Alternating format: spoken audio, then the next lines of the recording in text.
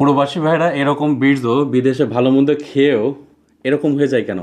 কি করেছেন এমন যে এরকম জিনিস এরকম হয়ে যাচ্ছে বা এরকম হয়ে গেছে? কি করেছেন আপনি? কিছু করেছেন? মনে পড়ে? নিশ্চয়ই কিছু করেছেন। এখন তো সময় দিতে পারেন না, মাত্র 15 সেকেন্ড, 30 সেকেন্ড, 1 মিনিটেই শেষ। এরকম করতে হবে, এই যে এরকম আস্তে আস্তে পড়বে, ঠিক না? আপনি নিজের ভুল নিজে করেছেন। আপনার সমস্যার সমাধান আপনার দরকার। অনেকে বলে স্যার চিকিৎসা তো করেন, সুস্থতা কি রোগীরা পায়? অবশ্যই পায়। আপনাদেরকে আমি অসংখ্য প্রুফ দিতে পারবো। আমি আমার জি আরেকজনের মাধ্যমে আর কি আমার এক ফ্রেন্ড আপনাদের কাছ থেকে নিয়ে এসে মানে সুস্থ।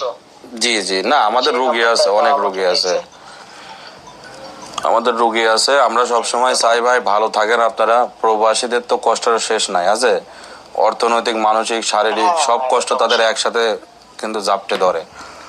তো এত কষ্টের মধ্যেও আপনারা যারা হস্তমৈথুনটা নিয়মিত করতে পারেন তাদেরকে আসলে ধন্যবাদ দেওয়া উচিত।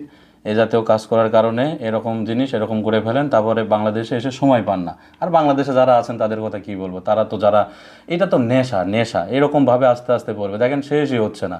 অথচ এটা কিন্তু শেষ শেষ হচ্ছে, দেখেন হচ্ছে না, সারাদিন বেরোবে।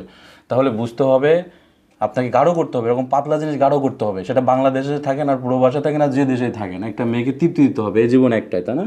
আসসালামু আলাইকুম ওয়া রাহমাতুল্লাহি ওয়া বারাকাতুহু।